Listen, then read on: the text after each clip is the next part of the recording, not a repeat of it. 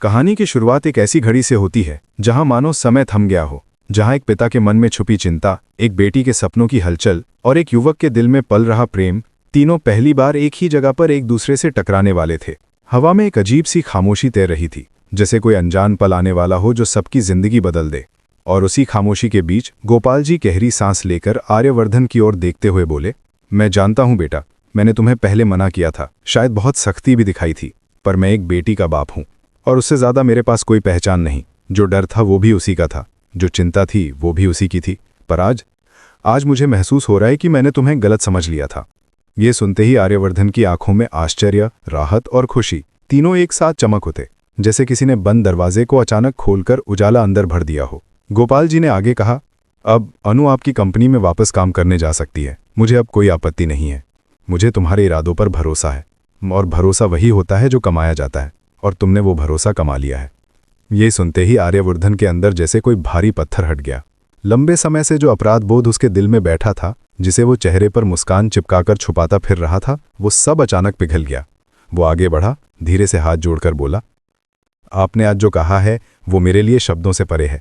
आपने सिर्फ अनुमति नहीं दी, मेरे दिल का बोझ उतार दिया है। मैं वादा करता हूं, अनु मेरे रहते कभी भी ऐसी तकलीफ से नहीं गुजरेगी। उसकी हर खुशी मेरी जिम्मेदारी है। दोस्तों, आप क्या सोचते हैं? क्या हर पिता को अपनी बेटी के लिए ऐसा भरोसा मिलना आसान होता है? अपनी राय जरूर बताइए।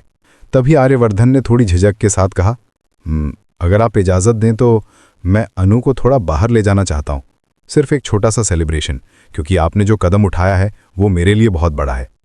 इसके बाद जो हुआ वो मानो किसी कहानी का सबसे खूबसूरत मोड़ था। गोपाल जी मुस्कुराए, आंखों में चमक लाए और बोले, जाओ बेटा, अनु को खुश रखना, यही मेरी दुआ है। और फिर शुरू हुआ वो पल जिसका इंतजार अनजाने में दोनों के दिल बहुत समय से कर रहे थे। आर्यवर्धन अनु के घर पहुंचा, बिना ज्यादा बोले, बस आंखों में चमक और हाथों में एक लाल रिबन। उसने अनु के पास जाकर धीरे से कहा, थोड़ा भरोसा करोगी? अनु ने बिना सवाल किए अपनी आंखें बंद कर ली। आर्यवर्धन ने बहुत कोमलता से लाल पट्टी उसकी आंखों पर बांधी, जैसे किसी नाजुक ख्वाब को संभाल रहा हो।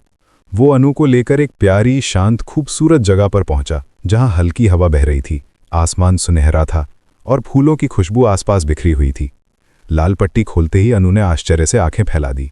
वो जगह मानो किसी खूबसूरत फिल्म का दृश्य थी। छोटे छोटे लाइट्स, झूमते फूल और कोमल संगीत की जैसे हवा में गूंज। अनु ने धीरे से कहा, सर, ये जगह तो बहुत ही सुंदर है। आर्यवर्धन उसके बहुत करीब आया, उसके सिर पर हल्की सी केस जैसे एक जादुई छुअन थी और पूछा, तुम्हें पसंद आया? अनु ने तुरंत उसे गले लगा लिया, जैसे उसका दिल सालों से इस एक पल का इंतजार कर रहा था। उसने कहा, बहुत पसंद आया, सच में बहुत। आपने मेरे लिए इतना सोचा, इतना किया। सो मैं क्या कहूं? आर्यवर्धन की आवाज में उतनी ही सच्चाई थी जितनी उसकी आंखों में मोहब्बत। वो बोला, अनु, तुम्हें मुझसे बहुत शिकायतें थी और ठीक भी थीं, पर आज से सब ठीक कर दूंगा। जितने घाव मिले, जितनी गलतफहमियां बनी, मैं एक एक करके सब मिटा दूंगा, क्योंकि मैं नहीं चाहता कि तुम्हारे दिल में कोई दर्द मेरी वजह से रह जाए। दोस्तों, आपको क्या लगता है? क्या किसी रिश्ते में ऐसे सच और ऐसे वादे ही रिश्तों को मजबूत बनाते हैं? कमेंट में ज़रूर बताएं।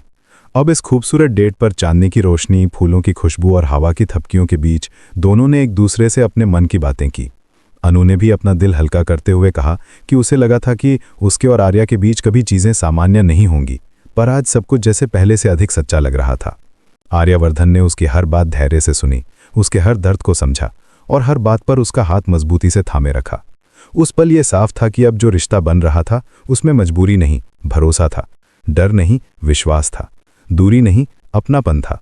और इसी खूबसूरत शाम के मध्य, जब हवा एकदम शांत थी और दुनिया जैसे ठहर गई थी, आर्यवर्धन ने धीरे से कहा, अनु, जिंदगी बहुत लंबी है और मैं चाहता हूं कि इस लंबे सफर में तुम्हारे हर कदम के साथ रहूं।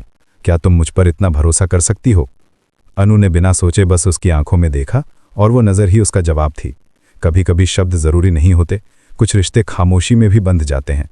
हवा में एक अजीब सी ताजगी भर गई थी, जैसे किसी ने दिलों के बीच जमी बर्फ को पिघलाकर गर्माहट फैला दी हो।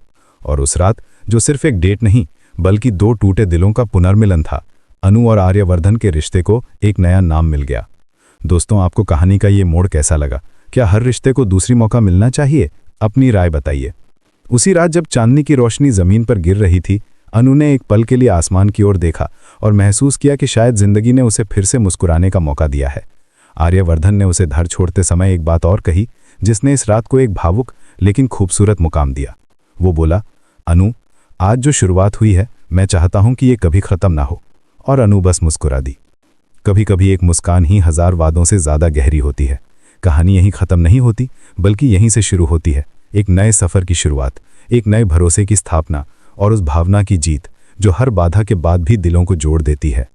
अंत में ये कहानी हमें यही सिखाती है कि जब इरादे सच्चे हों और दिल साफ हों तो किस्मत भी झुक जाती है, रास्ते भी खुल जाते हैं और टूटे हुए रिश्ते भी फिर से जुड़कर और मजबूत हो जाते हैं।